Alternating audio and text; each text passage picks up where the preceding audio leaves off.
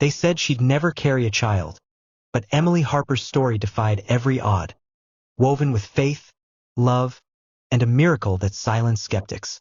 In a vibrant coastal city, where the rhythm of life danced with the ocean's breeze, Emily grew up under the tender care of her grandmother, Clara. Emily's life began with loss. Her mother, Rose, died giving birth to her, and her father, consumed by grief, followed before Emily turned 3.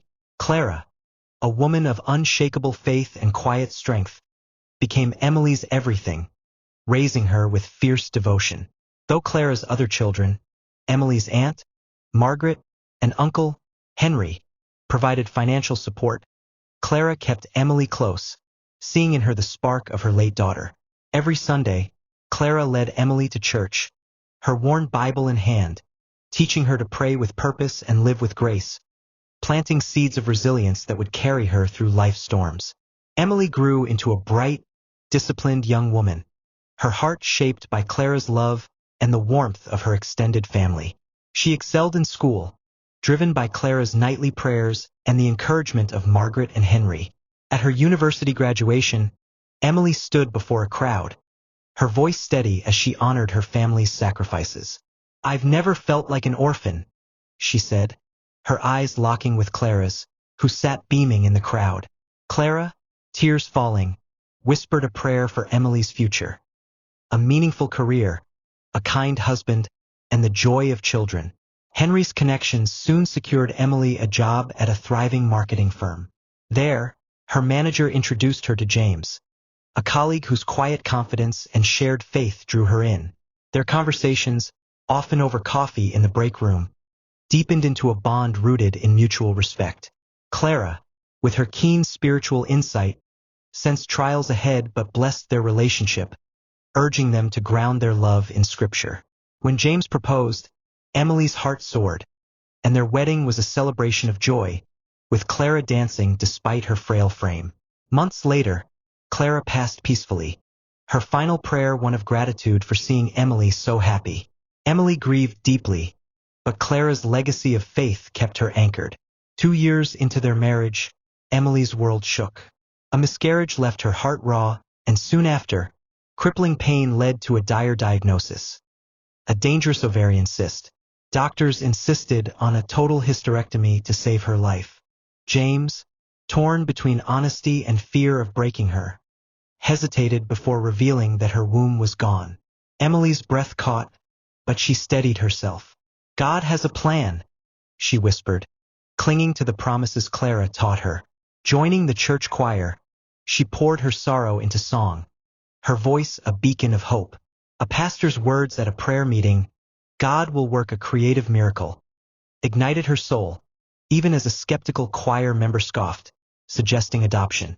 Emily held fast, praying for a miracle like those of biblical women. Then the impossible stirred. Emily felt familiar symptoms: nausea, fatigue, a faint flutter. Skeptical but hopeful, she visited her doctor, who ordered a scan.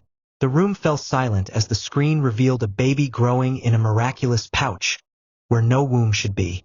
Doctors, stunned, monitored her closely, calling in specialists to witness what they could only call divine. Through careful surgery, Emily delivered a healthy son, whom she and James named Caleb, meaning faithful.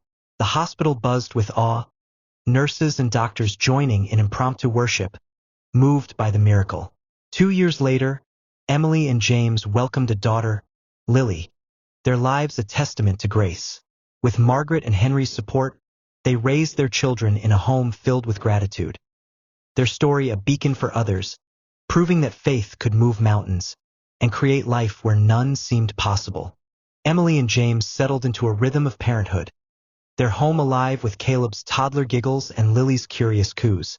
The city's salty air seemed to carry a new lightness, as if the miracle of their children had woven hope into their daily lives. Margaret and Henry remained steadfast pillars, often visiting with toys or homemade treats, their pride in Emily's strength evident in every warm embrace.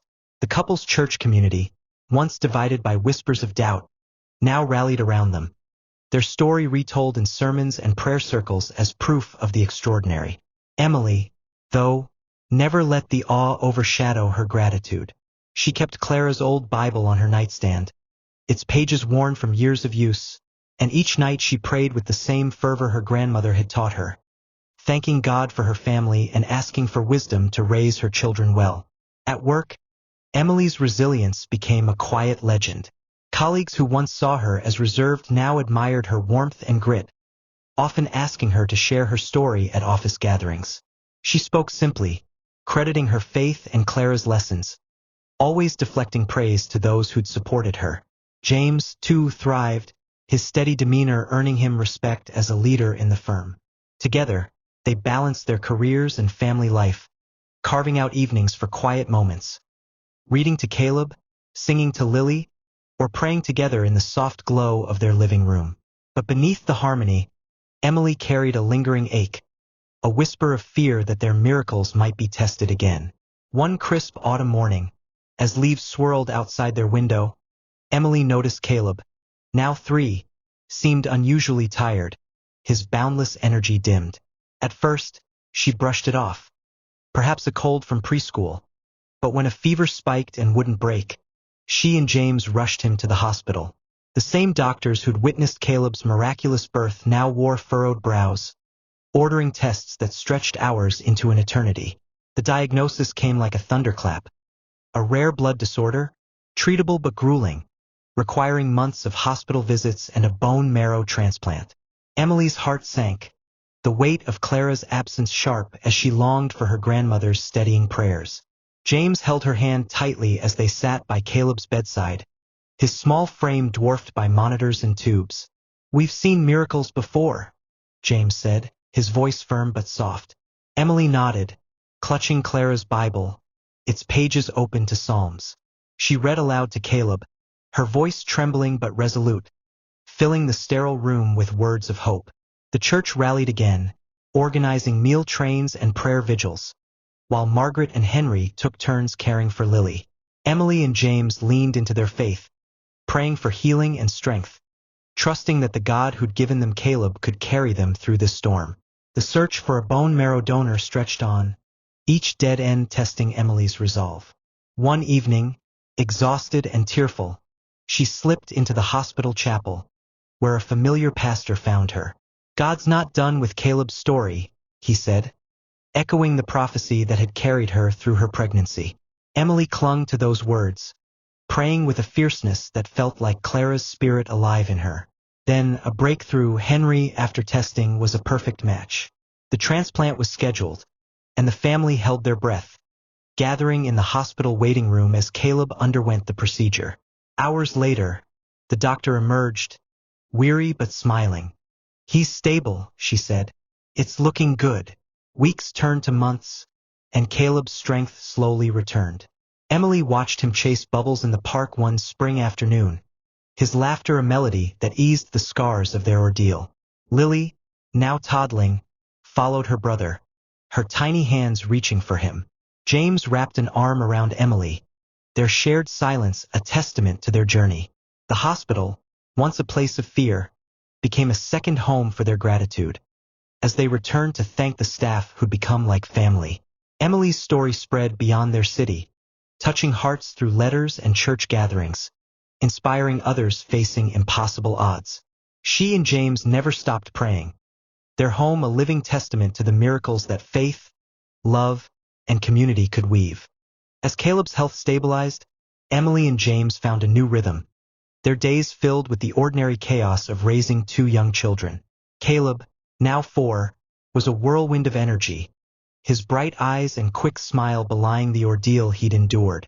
Lily, at 2, trailed him everywhere, her chatter filling the house with joy.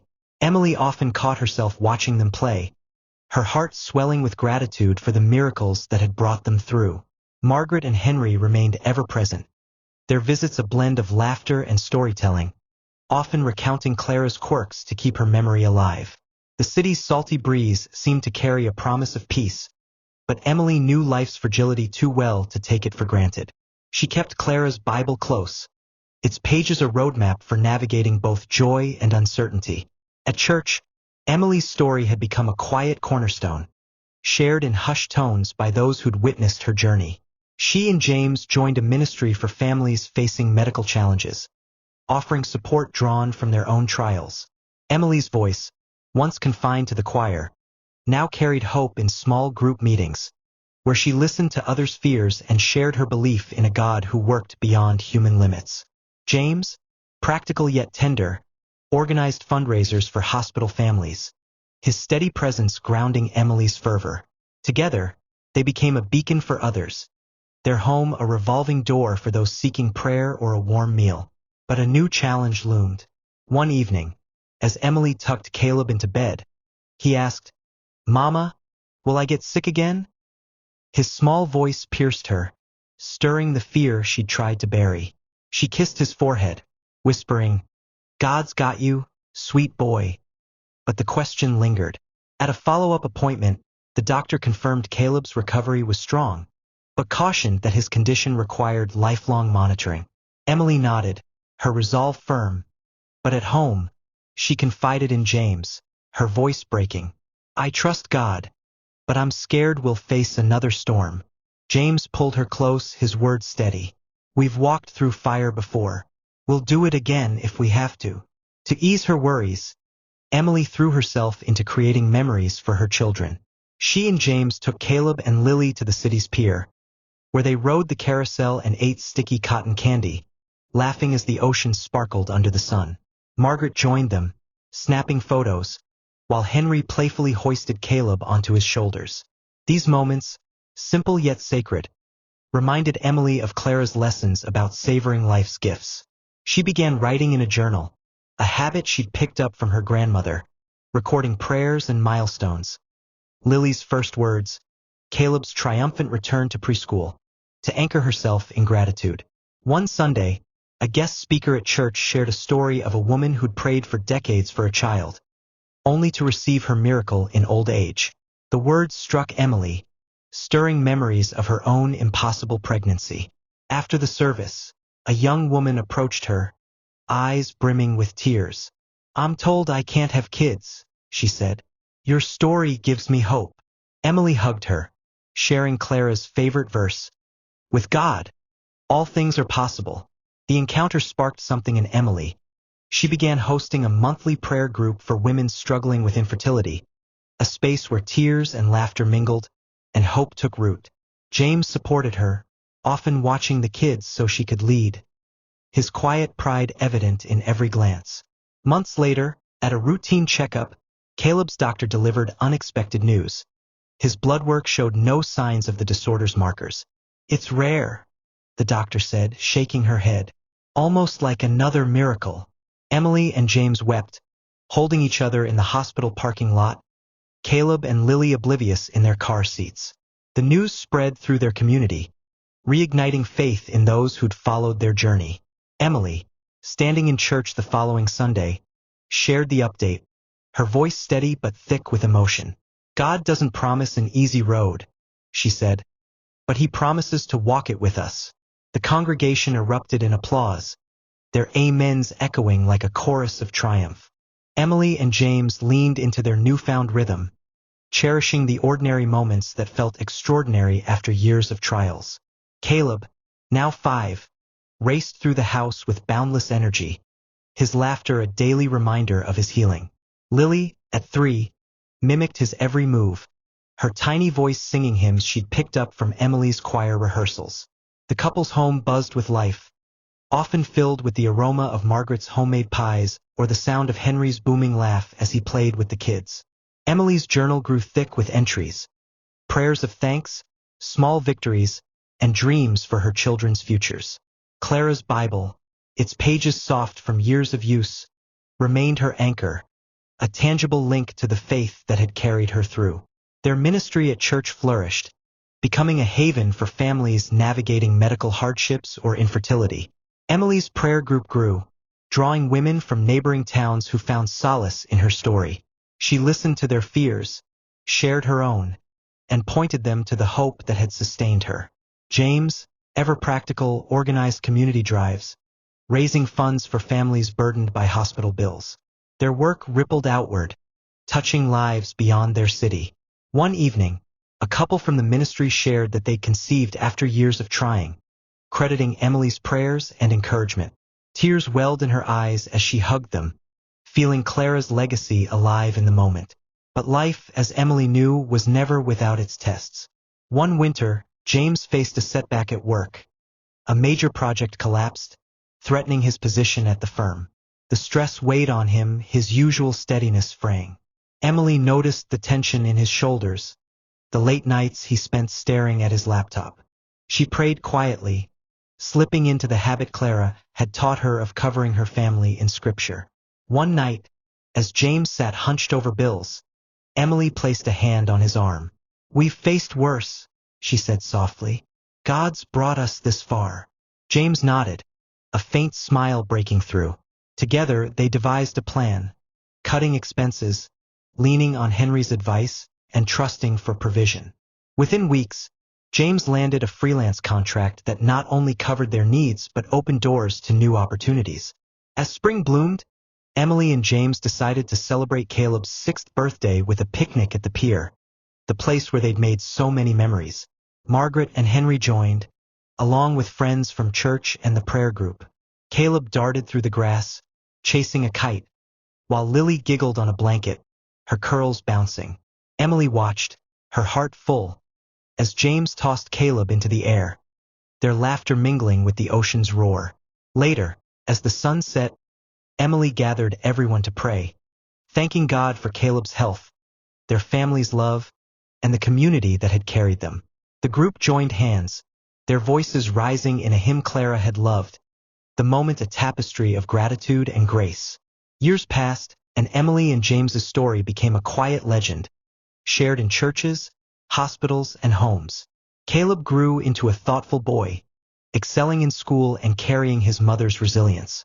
Lily, spirited and kind, dreamed of singing like Emily.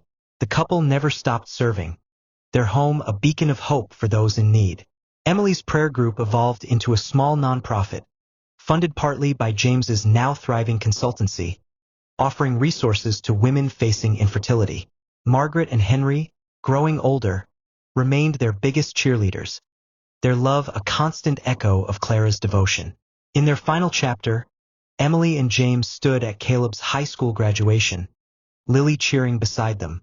As Caleb crossed the stage, Emily clutched James's hand, tears streaming. Their journey, marked by loss, miracles, and relentless faith, had led to this moment. Later, at home, Emily opened Clara's Bible, finding a note tucked inside, written in her grandmother's careful script, "Trust God's plan, always." She smiled, knowing she had. Their story, woven with trials and triumphs, stood as a testament to a truth Clara had lived. Faith could birth miracles, heal wounds, and build a life of purpose. Moral of the story: faith, love, and community can overcome even the greatest obstacles, turning the impossible into a testament of hope and resilience. Don't forget to like, comment, and share where you're watching from below, so we can give you a shout out in our next video. Bye for now.